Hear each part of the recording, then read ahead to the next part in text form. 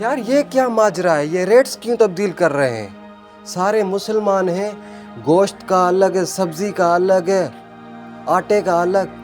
جا کے کسی مسلمان سے پوچھتا ہوں، اسے پتہ ہوگا، کیونکہ یہ سارے مسلمان تھے۔ آخر ماجرا کیا ہے؟ یہ مسلمان کو ہی پتہ ہوگا، جا کے پوچھتا ہوں۔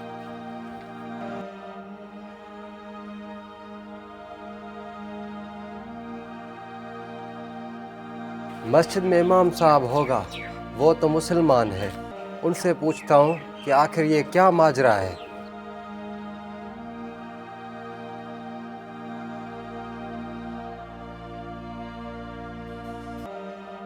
امام صاحب، بھائی خیریت تو ہے نا؟ آپ ایک ہندو ہو کر مسلمانوں کی مسجد میں آئے ہو، کوئی مسئلہ ہو گیا ہے کیا؟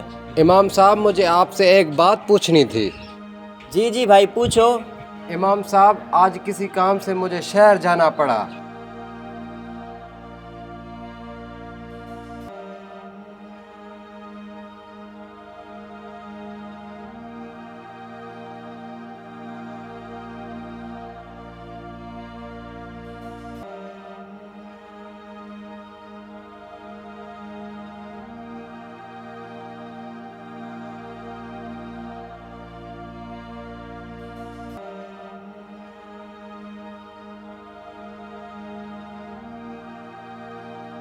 امام صاحب یہ بات مجھے سمجھ میں نہیں آئی، لوگ کیوں یہ ریٹ بڑھا رہے تھے؟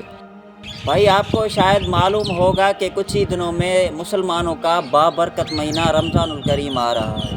بالکل امام صاحب، یہ تو آپ کا بابرکت مہینہ ہے آپ مسلمانوں کا۔ اس میں تو ہم ہندو بھی اس کا احترام کرتے ہیں۔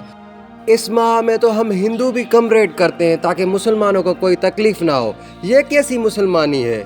یار ریٹ بڑھتے جا رہے ہیں، رمضان آیا ہی نہیں پہلے سے ہی، یہ کیسی مسلمانی ہے امام صاحب؟ دیکھو بھائی، تم سارے مسلمانوں کو مت بولو، سارے مسلمان ایک جیسے نہیں۔ یہ سارا نظام صرف اور صرف پاکستان میں چلتا ہے، یہاں کے مسلمان ایسے ہیں۔ اگر پاکستان کے مسلمانوں کو قیامت کا معلوم ہو جائے نا تو خدا کی قسم کھا کے بولتا ہوں کفن بھی بلیک پر وکرو کریں گے۔ یہ ہے ہی ایسی قوم، تبھی تو ہماری قوم نہیں سدھر رہی نا۔ یہ زلزلے، یہ عذابیں، یہ غلط حکمران ہم کے اوپر مسلط کیے گئے ہیں، اسی وجہ سے ہمارے اعمال برے ہیں۔ اچھا امام صاحب یہ بات ہے، یہی مسلمان ہمیں کہتے ہیں کہ آپ کلمہ پڑھ کے مسلمان ہو جاؤ۔ پہلے اپنے آپ کو تو سدھارو، اپنے اعمال تو دیکھو، پھر ہمیں کہنا کہ آپ مسلمان ہو جاؤ۔ ہم ہندو ہی صحیح ہیں بھائی، ایسی مسلمانی سے بہتر ہے ہم ہندو ہی صحیح ہیں۔